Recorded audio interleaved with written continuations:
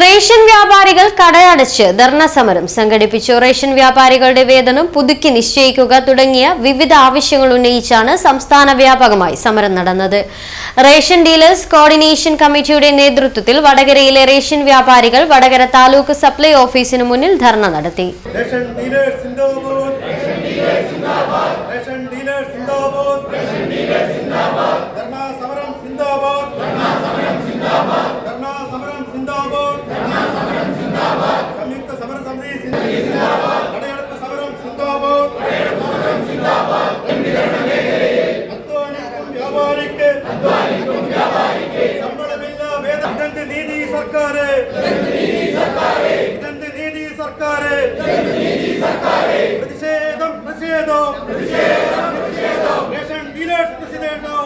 Ration വ്യാപാരികളുടെ വേതനം പുതുക്കി നിശ്ചയിക്കുക തുടങ്ങിയ വിവിധ ആവശ്യങ്ങളുമായാണ് റേഷൻ വ്യാപാരികളുടെ സംസ്ഥാന കോർഡിനേഷൻ കമ്മിറ്റിയുടെ നേതൃത്വത്തിൽ സമരം ആരംഭിച്ചത്.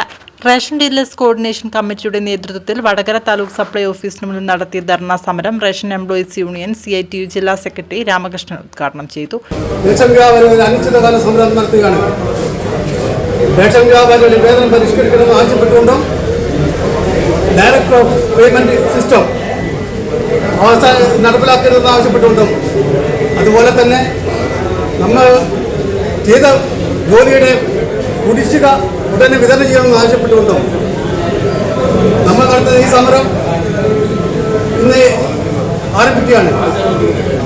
നമുക്കറിയാം, ഈ സമരം നമ്മൾ പൊടുന്നനെ ഉണ്ടാക്കിയതല്ല. നിരവധി സമരങ്ങൾ നമ്മൾ നടത്തി, ഒറ്റപ്പെട്ട കടയടപ്പ് സമരം നമ്മൾ നടത്തി, വളരെ രക്തസാക്ഷ്യമുണ്ടാത്ത 2 ദിവസത്തെ രാപ്പൽ സമരം നമ്മൾ നടത്തി. എന്നിട്ട് പോലും അനങ്ങാതെ സർക്കാരിന്റെ നടപടിയിൽ പ്രതിഷേധിച്ചിട്ടാണ്, ഗത്യന്തരമില്ലാതെയാണ് നമ്മൾ ഈ സമരത്തെ തിരഞ്ഞെടുത്തത്. നമുക്ക് ജനങ്ങളെ ബുദ്ധിമുട്ടിക്കണമെന്ന് യാതൊരു ആവശ്യവുമില്ലായിരുന്നു.